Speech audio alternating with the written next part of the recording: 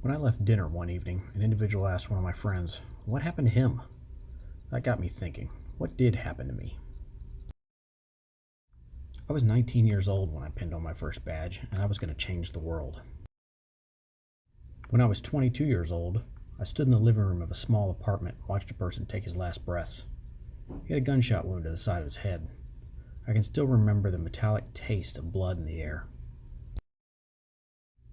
I was 24 years old when I chased down a suspect who'd been waiting in a house to ambush and kill a victim.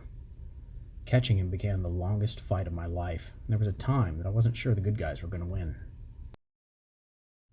I was 25 years old when a suicidal subject pulled a gun out of his backpack. I remember deciding to shoot him, slowly pulling back on the trigger when he dropped his gun. We both survived that night. I was 26 years old when my best friend from high school killed himself. I was a seasoned law enforcement officer by then, and I had failed to save his life. I was 28 years old when a driver tried to ram me off the road during a car chase. I remember the smell of the brakes when it was over. That was the first time I went home thinking I almost didn't make it. I was 30 years old when I was the victim of an attempted murder during a warrant service. I went home after work, hugged my daughter tight, and went back to serving warrants 5 hours later.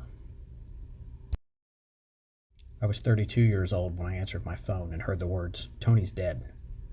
I helped wash the blood off Tony's SWAT vest in the canine wash tub. The next day I stood watch with his coffin.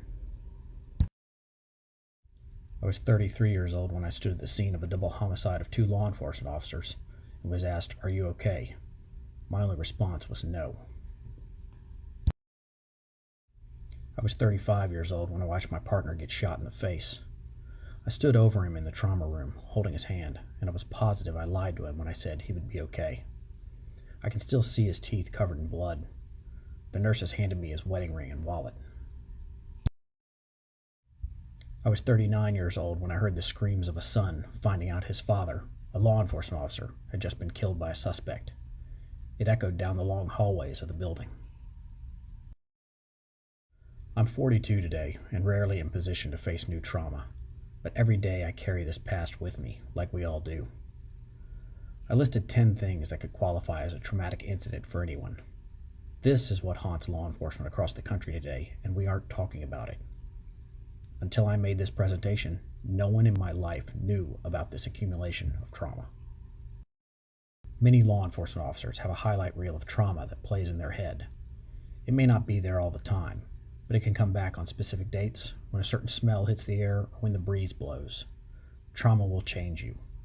How are you preparing for yourself, your partner, and your family?